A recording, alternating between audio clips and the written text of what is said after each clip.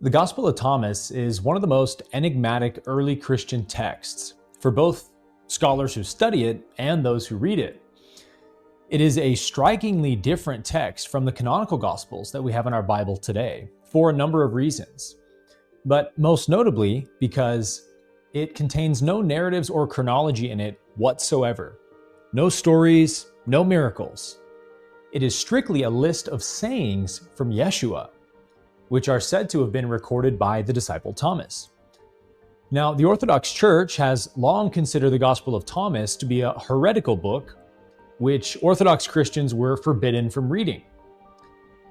The Gnostics clearly read the Gospel of Thomas, even though most secular scholars who study Thomas agree that it doesn't really resemble a Gnostic text at all. But Christians will tell you that the Gospel of Thomas paints a different Jesus than the Jesus of the New Testament. But in Thomas, we don't see a different Jesus than the one we see in other Gospels. We are simply seeing a different side of Jesus. In other words, the Jesus of the Gospels is still very mystical in his teachings, just like he is in Thomas. However, Jesus is presented in the Greek Gospels much more like a wise Greek philosopher, such as Apollonius or Pythagoras. But in the Gospel of Thomas, we see a Jesus that much more closely resembles the real historical man, Yeshua the Nazarene, who actually lived and walked and talked among us in the first century. In Thomas, we see the God-intoxicated Jewish mystic who speaks in these very sophisticated, paradoxical, and even confusing sayings to his closest disciples. This is how all the greatest spiritual masters of the world classically teach their students, in stories and confusing riddles and metaphors, and often something called koans. Now, koans are a Zen format of spiritual teaching. They're like spiritual riddles or aphorisms that are designed to confuse the intellect and draw out the contemplation of the disciple. And this is precisely what the Gospel of Thomas is. It is a collection of koans from Jesus, essentially. So just how influential was the Gospel of Thomas in the early centuries of Christianity? That's the question we're going to be dealing with in this episode. And also, is the Gospel of Thomas perhaps older and more reliable as a reflection of Yeshua than the Gospels we have in our Bible today? And finally, was the Gospel of John actually written as a refutation of the Gospel of Thomas? I'm Aaron Abke, and this is Mystical Jesus, episode 15.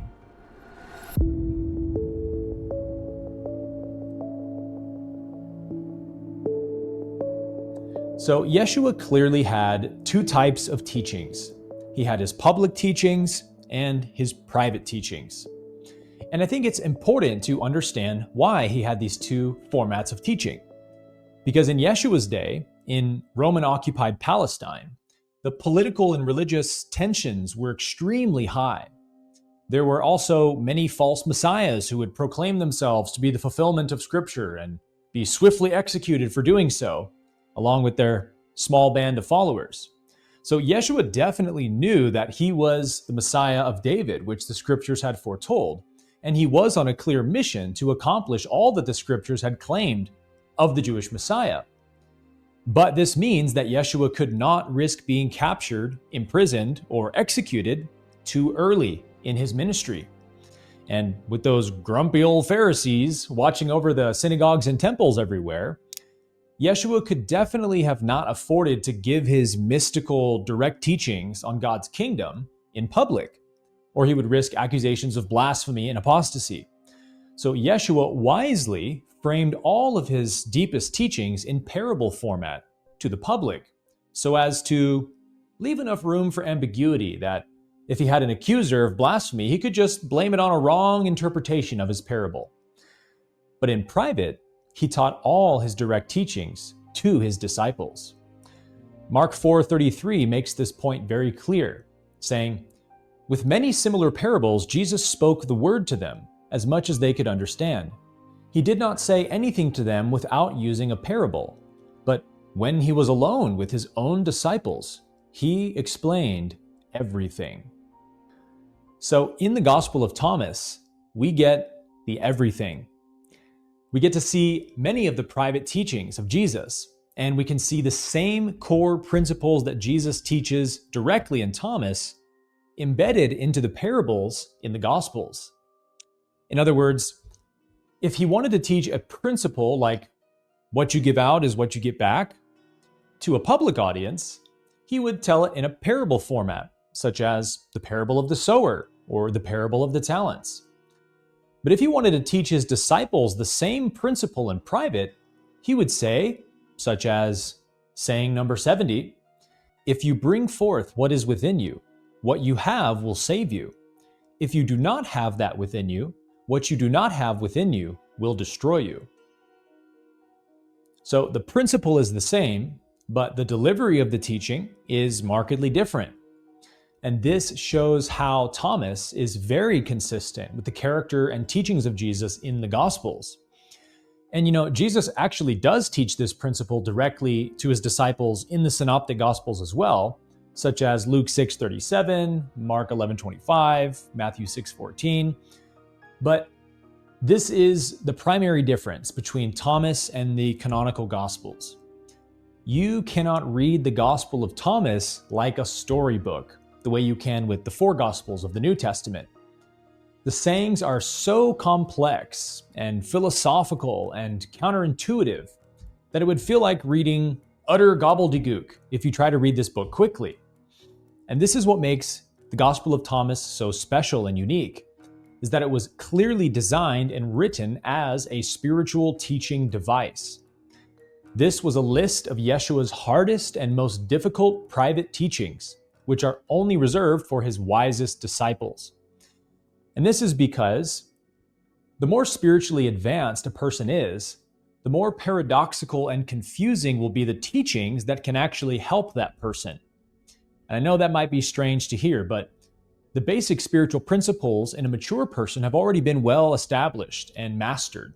And so for the rare disciples like Thomas, James, Peter, and John, Yeshua gave his hardest teachings to pull out those deeper levels of growth in his disciples.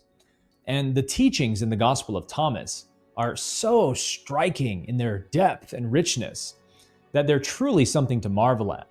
They are nothing short, in my opinion, of spiritual genius, which is why the sayings in this gospel must have originated with Yeshua. Nobody who could write such incredible spiritual oracles would have the lack of integrity to forge a text and lie about someone who said something.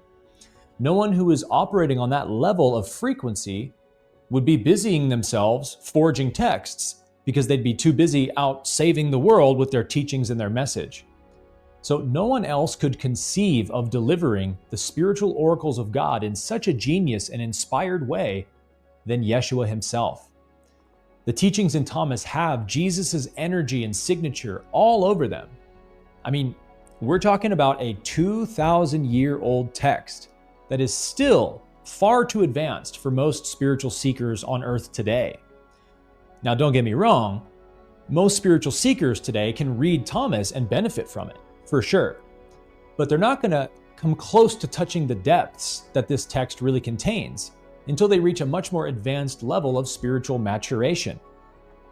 The reason is because as you continue evolving spiritually, transcending the sin nature, the ego, the shadow, you gain inner experiences that are difficult, if not impossible, to describe in direct language. So in order to truly crack the code on the sayings of Thomas, you need that wealth of inner spiritual experience to draw from, to make sense out of these paradoxical statements. And so the Gospel of Thomas is not meant to be read like a book. It must be read slowly and patiently and contemplatively. And so with that context in place, I'm excited to announce that this will be the first of a long series of episodes in Mystical Jesus, where I'll be going through the entire Gospel of Thomas and breaking down each saying one by one, and hopefully drawing out some of the deeper meaning and principles in a way that will be relatable to even the newest of spiritual seekers. Thomas is simply not a text for the religiously minded person who wants to outsource their relationship to God to a book. Thomas invites us inward to discover God within the heart of the self. And so Thomas is a text for Christian mystics who are ready to seek for God outside the strict confines of religion. And so for this first episode, I want to look into the scholarship and historicity of Thomas to help you feel confident about trusting it as a reliable early Christian gospel, which originated with some of the very first disciples of Jesus. Now, Christians are notorious for labeling Thomas as a Gnostic forgery from the 2nd century. But what's ironic about that is that the New Testament is chock full of known forgeries from the 2nd century, such as 2 Peter, 1 Timothy, 2 Timothy, Titus, many more others I could name. And secondly, the manuscript evidence for Thomas is just as good as any of the New Testament manuscripts that we have. For example, the oldest fragment of the Gospel of Thomas was actually discovered long before the Nag Hammadi Library, in the late 19th century. Archaeologists who were excavating an ancient Egyptian city called Oxyrhynchus uncovered an absolute treasure trove of papyri documents, including some fragments of the Gospel of Thomas, specifically identified as Oxyrhynchus Papyri 1, 654, and 655. And these fragments have been dated by paleographers between 150 to 200 CE. More importantly, in 2023, a papyrus fragment from this collection containing quotes from Matthew, Luke, and Thomas was discovered among the 500,000 some odd fragments from the Oxyrhynchus library. And this fragment was dated to the late 2nd century as well, between 150 to 190 CE. And so when we compare that to the oldest known fragments from the New Testament, the oldest being P52, we find a very similar dating of about 150 CE. So the Thomas fragments are older than the vast majority of fragments we have for any New Testament text, and about as old as the oldest ones that we have. And so the next important point is about the actual dating of Thomas, because there are two big points to make here. Number one, that the sayings of Thomas are far more primitive than those of the Gospels. And number two, and more excitingly, that the Gospel of John is actually a polemic against Thomas. John actually proves that Thomas is earlier than the Gospel of John at a minimum. And so let's look at each one of these points in order. The best scholarship that has been done on Thomas, in my opinion, is by a renowned New Testament scholar by the name of Helmut Kester, and one of his students after him, Dr. Elaine Pagels. Now, Kester argued for an early dating of the Gospel of Thomas and suggested that it was probably composed as early as the first half of the 1st century, which would be right when the Jewish Christian movement first began. But he also believed that some of the sayings in Thomas predate the canonical Gospels, and Dr. Pagels' analysis of Thomas is very similar for the following reason. One of the best ways to decipher which text is older, which saying is older, between two manuscripts, is to look at the literary styles of the passages themselves. Sayings that have a more primitive sounding or more difficult to understand and more terse in their language are always dated older than the more refined, sophisticated versions. And so this is no different when you read a book from 100 or 200 years ago. If you read a book from 150 years ago, you will notice a marked difference in the way that English was spoken back then. And if you go back far enough, about 1,000 plus years, you would literally not be able to understand the English language as people were speaking it at that time. And this is because language is highly evolutionary, and these evolutions can be pretty clearly marked by paleographers. And so this was also the conclusion of the famous German scholar, Dr. Johann Albrecht Bengel, who sort of pioneered the science of paleography by creating one simple rule, which kind of encompasses the entire science itself. He said, whenever comparing two manuscripts of the same passage, in every single instance, the more difficult reading is to be preferred. And this is obviously correct. because scribes, when copying manuscripts, never make editorial changes to make a text sound more difficult to read, less modern sounding, and more difficult to comprehend for the reader. But they do just the opposite, don't they? They update the language as time evolves. And they often even edit the passage itself to make it sound more pleasing to readers. And so this oftentimes alters the meaning of a text significantly, but in ways that might not be known until long into the future. So in any case, the Gospel of Thomas shares about 40% of the passages in common with Matthew and Luke, which is the Q source, if you're familiar with that. So there are many sayings in Thomas which are also in the canonical Gospels. And when we compare them, we see a striking difference. There is no question that the sayings in Thomas are more terse and primitive and difficult in their languaging than the Greek Gospels we have in the New Testament. And this is one of the main reasons why Kester and Pagels both date it to the 1st century. Now, a further piece of evidence is that Thomas also shares a saying in common with the oldest gospel on record, the Hebrew Gospel of Matthew, my personal favorite Jewish Christian text. More than a dozen early church fathers attested to the Hebrew Gospel of Matthew, most of which who explicitly state that Matthew was the first person to write down a gospel account in the Hebrew dialect for the sake of the Jewish Christians. Here's a few sample quotes for you that show this fact. Papias of Hierapolis, our earliest attestation, around 80 CE. Matthew composed the oracles of the Lord in the Hebrew dialect, and each person interpreted them as best he could. Similarly, Irenaeus of Lyons said, Matthew also issued a written gospel among the Hebrews in their own dialect, while Peter and Paul were preaching at Rome and laying the foundation of the church. Origen of Alexandria. The first gospel was written according to Matthew, the same that was once a tax collector, but afterwards an apostle of Jesus Christ, who published it for those who came to faith from Judaism and composed it in the Hebrew dialect. Now, there's many more quotes like this I could read from early church fathers, but you get the picture. This testimony of Matthew being the first disciple or person to write a gospel account stacks up historically, because we know that Matthew was a tax collector, which means he would have needed to have been literate enough at a minimum to write down tax records of names of people and places and things. And so it stands to reason that he was probably trained at a Hebrew scribal school. And so our earliest records attest that the Hebrew Gospel of Matthew, which is different from the Greek Matthew in our Bible, by the way, was the first written gospel, usually dated by scholars like Dr. James Edwards to the early 1st century. And so the Gospel of Thomas is the only other Christian text we have which shares this particular saying of Yeshua. Here it is from the Hebrew Gospel of Matthew.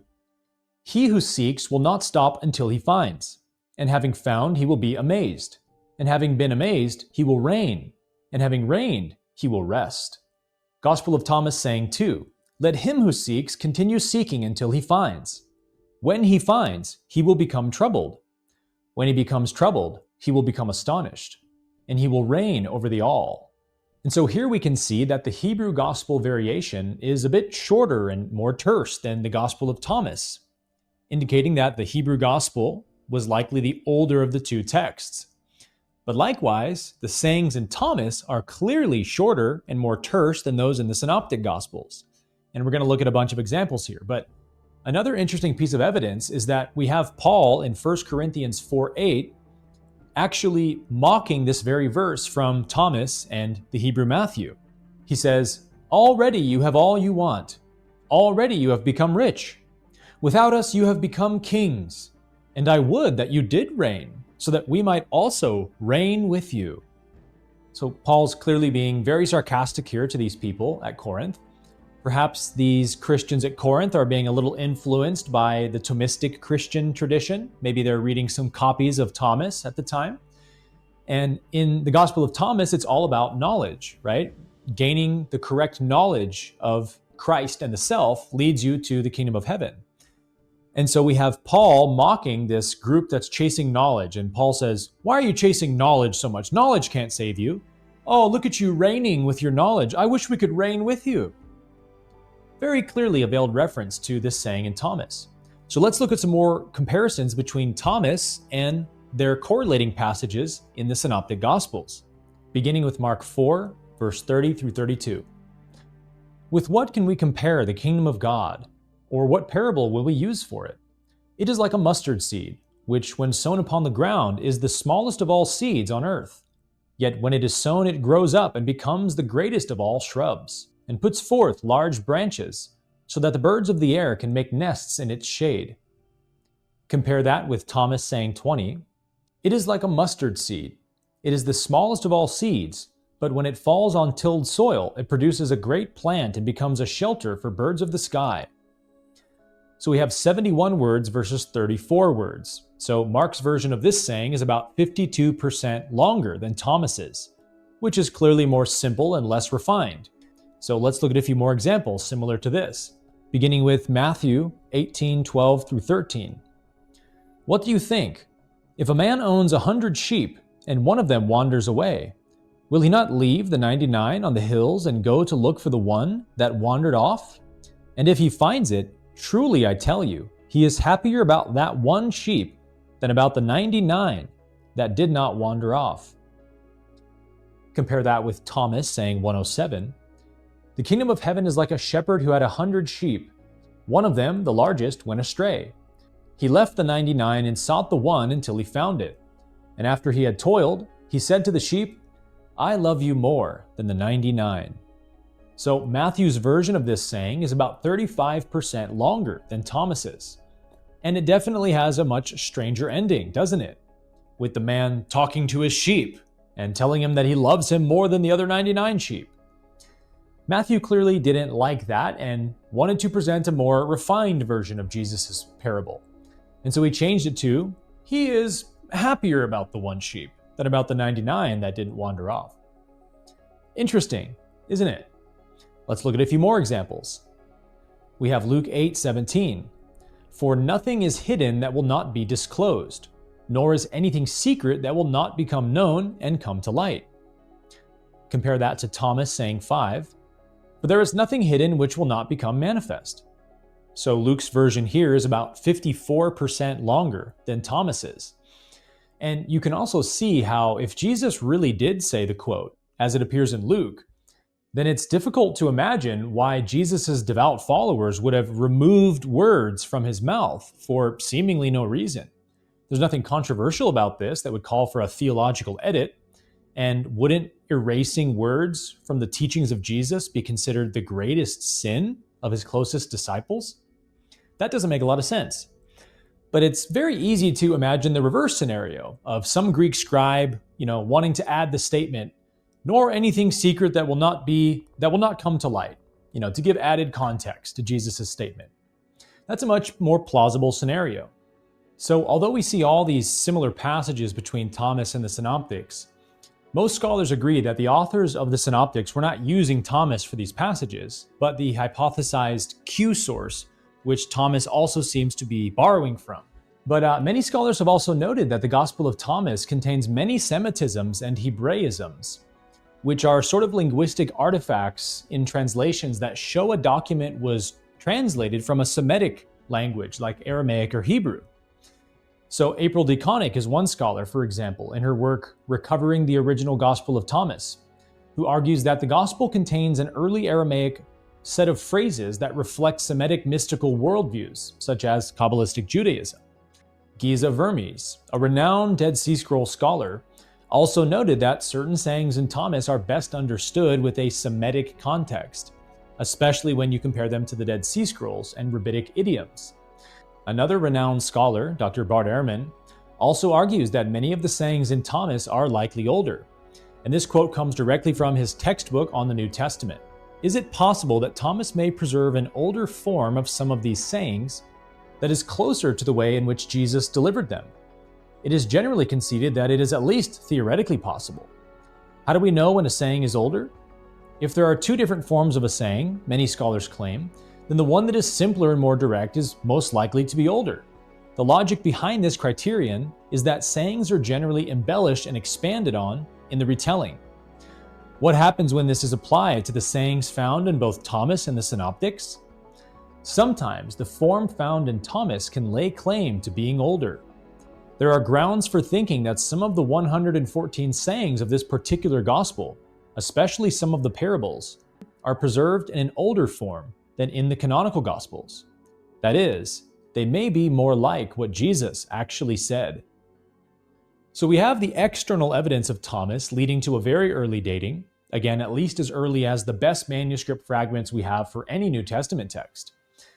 But we also now have the internal evidence of the language of the passages themselves, clearly revealing older variations of these gospel passages. But the final piece of evidence, my friends, which I believe is the strongest of all, I've saved for last. And that is the fact that the Gospel of John, which most scholars date between 90 to 110, is clearly a polemic against the Gospel of Thomas. Now, a polemic is a text written to denigrate or criticize or diminish someone or something, a person or an ideology. And it comes from the Greek root word polemos, which literally means war. So polemics were very often used for theological and political and philosophical debates in ancient Greece. And in all my studies of the New Testament, this is probably one of the most mind-blowing subjects of all. So strap in your seatbelts for this one. In order to see why John is refuting Thomas, let's first establish what the overall message of Thomas is. The Gospel of Thomas paints the disciple Thomas as being the wisest of all Jesus' disciples. And Jesus actually takes Thomas aside at one point and tells him 3 secrets of the kingdom, which Thomas refuses to tell the other disciples for fear that they're not ready to handle these truths that Jesus have told him. In Thomas, Jesus clearly teaches that the light of God is within all people, and we are born from that primordial light of the Creator, which we can know and discover within ourselves through Jesus' teachings. Let's look at saying 50, for example. Jesus said, "If they say to you, 'Where do you come from?' say to them, 'We came from the light,' the place where the light came into being by itself and established itself and became manifest through their image. If they say to you, 'Is it you?' say, 'We are its children. We are the elect of the living Father.' If they ask you, 'What is the sign of your Father in you?' say to them, 'It is movement and stillness.'" Now, based on our manuscript evidence, New Testament scholars know that there were many early Christian communities which were quite isolated from one another around the Mediterranean region. And so we have different sort of textual traditions happening around the 1st and 2nd centuries. And this would include the Markan community, the Matthean community, the Lucan community, and the Johannine community, which produced their respective gospels. But there was clearly also a large Thomistic community, which was very influential in the 1st century, and which was almost exclusively a Jewish Christian group, rather than a Gentile Christian group, since there is no Pauline theology whatsoever in the Gospel of Thomas. The Thomistic community clearly used Thomas as their source text, and by the end of the 1st century, the Johannine community at Ephesus clearly didn't like the theological beliefs coming out of the Thomistic community and believed that they had understood Jesus' message wrongly. And the Johannine community did take some issue with the depictions of Jesus in Matthew, Mark, and Luke as well. So at some point, some Gentile author put it upon themselves to write a gospel that refuted all 4 of the other community's gospels, but most of all, Thomas. John doesn't have too many bones to pick with Matthew, Mark, and Luke, other than sort of the main point that they clearly don't depict Jesus as deified enough. You know, they picture him as the Davidic Jewish Messiah, but not literally God himself in human form. And the Gospel of John works hard to raise the Christology of Jesus from the Synoptics in this way. But John seems to hold a special disdain for Thomas's mystical teachings about Jesus, claiming that we're all one with God and contain the same primordial light as Jesus did, which was created before all things and all that. No. John says no. We got to correct that right from the start. In John chapter 1, "In the beginning was the Word, and the Word was with God, and the Word was God. He was in the beginning with God. All things came into being through him, and without him, not one thing came into being. What has come into being in him was life, and the life was the light of all people. The light shines in the darkness, and the darkness did not comprehend it. So John is clearly saying, you see, Thomas, only Jesus was the Logos, and only in Jesus was the light of all people, not in you or anybody else. John emphasizes that it is belief in the person of Jesus that's the pathway to salvation, while Thomas focuses on the mystical teachings of Jesus, on self-knowledge and spiritual awakening, that are the keys of salvation, and doesn't even make mention of the crucifixion or blood atonement. The first saying of Thomas, saying number 1, says, whoever finds the interpretations of these sayings will not taste death. But again, John says, no, whoever believes in Jesus will never taste death. John 3:16. John also doesn't like the idea that Thomas portrays Jesus as having private teachings that he only gave in secret to his disciples. The Gospel of Thomas opens by saying, these are the secret sayings that the living Jesus spoke to Didymus Judas Thomas. But again, John disagrees and says in John 18:20, I have spoken openly to the world. I have said nothing in secret. Bye-bye, secret teachings of Thomas. Thomas clearly teaches that it is mystical union with Jesus that leads to salvation by understanding and following his teachings, such as saying 108, whoever drinks from my mouth will become like me. I myself shall become that person, and the hidden things will be revealed to him. But again, John says, no one comes to the Father except through me. John 14:6. So John is trying to stress that only Jesus is the exclusive mediator between you and the Father. You can't become like Jesus. You need Jesus. He's unique and special, and you're not. But the most telling evidence that John is refuting Thomas by far is John's depiction of the disciple Thomas himself. In the Synoptics, Thomas is hardly even mentioned, but then all of a sudden in John, Thomas is portrayed as a foolish, doubting, cynical buffoon of a disciple who doesn't have any faith at all in Jesus. So John is the reason that we all call Thomas Doubting Thomas, even today, 2,000 years later. The polemic was successful. So let's look at all 4 textual references to Thomas in the Gospel of John and see how John paints Thomas out.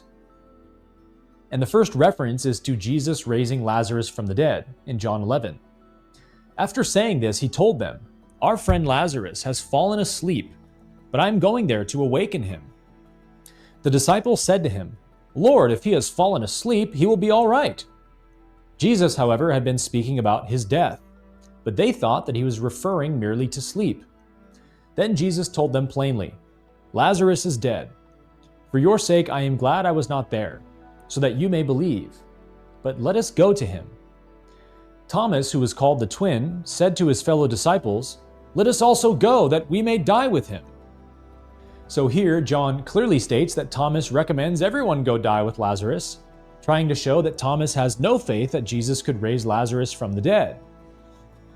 The next passage that mentions Thomas is in chapter 14. And if I go to prepare a place for you, I will come again and will take you to myself, so that where I am, there you may be also. And you know the way to the place where I am going. Thomas said to him, Lord, we do not know where you are going. How can we know the way? Jesus said to him, I am the way, the truth, and the life. No one comes to the Father except through me.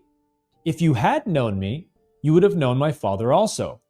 From now on, you know him and have seen him. So here Thomas is again clearly depicted as being a spiritual dunce who doesn't even know the way to Jesus. And then Jesus turns to Thomas and says, I'm the way, the truth, and the life. No one comes to the Father except through me. The famous passage. And Jesus hints that Thomas doesn't even know Jesus, saying, if you had known me, you would know my Father also. Pretty stern rebuke from Jesus. And then finally, we have the famous Doubting Thomas story in John 20. But Thomas, who was called the twin, one of the 12, was not with them when Jesus came. So the other disciples told him, we have seen the Lord. But he said to them, Unless I see the mark of the nails in his hands and put my finger in the mark of the nails in my hand in his side, I will not believe." A week later, his disciples were again in the house, and Thomas was with them, although the doors were shut. Jesus came and stood among them and said, "Peace be with you." Then he said to Thomas, "Put your finger here and see my hands. Reach out your hand and put it in my side. Do not doubt, but believe." Thomas answered him, "My Lord and my God." Jesus said to him, "Have you believed because you have seen me? Blessed are those who have not seen and yet have come to believe." And Jesus says, "Hey, why don't you put your doubting finger in the hole in my hand and see for yourself that I'm flesh and blood?" And Thomas, in probably embarrassment and humility, falls to his knees and cries out, "My Lord and my God." It's like a Johannine fantasy, seeing Thomas refuted theologically by the Master himself. This is a clear rebuke of the Gospel of Thomas, especially looking at saying 13, where Jesus said to his disciples, "Compare me to someone and tell me who I am like." Simon Peter said to him, "You are like a righteous angel." Matthew said to him, "You are like a wise philosopher." And Thomas said to him, "Master, my mouth is wholly incapable of saying whom you are like." Jesus said, "I am not your master. Because you have drunk, you have become intoxicated from the bubbling spring which I have measured out." And he took him and withdrew and told him 3 things. So in this passage, Thomas gets the answer correct, according to Jesus at least, by saying, "Master, my mouth cannot say what you are like." And like a sharp Zen master, Jesus responds and says, "Well, then I'm no longer your master, because you're clearly drinking from the same stream that I'm drinking from." And then he takes Thomas aside and tells him 3 secrets of the kingdom that are for Thomas's ears only. And John clearly doesn't like it. John doesn't like that Jesus rewards Thomas for not being able to say who he is. And so in the famous Doubting Thomas story, John paints Thomas as the least advanced disciple of all, not the wisest. So John clearly thinks that mysticism is foolish and faithless nonsense, and that only blind belief in Jesus as the exclusive way to God can save you. And he makes Thomas admit this himself in this final moment of humiliation and correction by Jesus. Identically the opposite picture we get in the Gospel of Thomas. And so these kind of read like a first century telenovela or something, because the implications in the drama is thick and purposefully drawn out. But verse 24 goes on to say that Thomas was not with the rest of the disciples when Jesus rose from the dead. And they try to convince Thomas, "We've seen the Lord." But Thomas is too full of doubts, you guys. So the implications of this fact are not stated overtly, because John doesn't want to show his hand too much. But any good Christian would know that the very opening of the book of Acts has Peter give the criterion for what constitutes somebody who can be a disciple of Jesus. And these are the criteria. You must have been present at his baptism by John and a witness to his resurrection. And so it seems here that John may be even making Thomas ineligible to be considered a true disciple of Jesus, because he wasn't apparently present at the resurrection. Now, of course, none of the synoptic gospels say this, but John clearly doesn't like Thomas's theology. He doesn't like Thomas's non-dual approach to Jesus and prefers to teach a dualistic Jesus. In Thomas, Jesus is showing us the way to God. But in John, Jesus, the person and believing in the person, is the only way to God. And this is a very extreme shift away from the Jewish Semitic depictions of Jesus in the Jewish Christian tradition as the Messiah.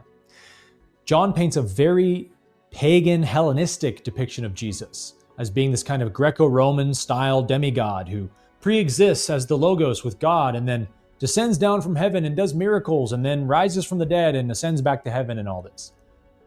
This is a classic Hellenistic view of demigods, and John is clearly trying to fit Jesus into that mold to appeal to his Gentile audience. And this is more proof of the same conclusion that I consistently emphasize in these videos, that in order for Christianity to spread to the Gentiles, the mystical Jewish rabbi and crucified Messiah would not have been appealing to a wider Gentile world. They already had countless demigods who descend from heaven and do miracles and signs and wonders and resurrect and all this. So why would they be impressed with a Jewish Messiah who got crucified? So the Gentile tradition, especially the Johannine tradition at Ephesus, needed to make Jesus God. They needed to make Jesus match point for point with the most famous demigods, such as Apollos and Perseus and Heracles. And many scholarly works about this paganization and Hellenization of Jesus have been written by renowned scholars. But the four that I would recommend to those interested would be Dr. Bart Ehrman's book, How Jesus Became God. I would also recommend Dr. David Litwa's book, Ius Deus, and two books by Dr. Paula Fredrickson, When Christians Were Jews and Paul, the Pagan Apostle. So in conclusion, polemics were a very common type of literature in ancient Greece, especially among philosophers. And the Gospel of John's polemic against Thomas, sort of backhandedly painting him as being a faithless fool, is strikingly similar to the most famous Greek polemics, such as the passing of Peregrinus, where Lucian of Samosata paints Peregrinus in a very similar light that John paints Thomas. In ancient Greece, philosophers had much more success in convincing their audiences of their philosophical conclusions over their opponents in story form, rather than public philosophical debates, which most ordinary Greek citizens who weren't educated could make absolutely no sense out of. Stories are far more disarming to readers than are philosophical treatises. And it is far easier for people to remember stories than it is complex philosophical discussions and concepts. And so the fact that John is clearly doing this to Thomas means that the dating of Thomas in the first century is assuredly confirmed, because it must have come earlier than the Gospel of John. So if you're someone who takes great inspiration from the Gospel of Thomas, then I hope this video is encouraging for you and empowers you to ignore the criticisms of Christian apologists who argue that Thomas is just a second century forgery. And now you can confidently read and enjoy and even defend Thomas as a highly legitimate and very early source text for the original sayings of Jesus. And in the forthcoming episodes of this series, we're going to unpack each one of these brilliant gems of spiritual genius together, so that we too can drink from the same river of wisdom of the mystical Jesus, Yeshua the Nazarene.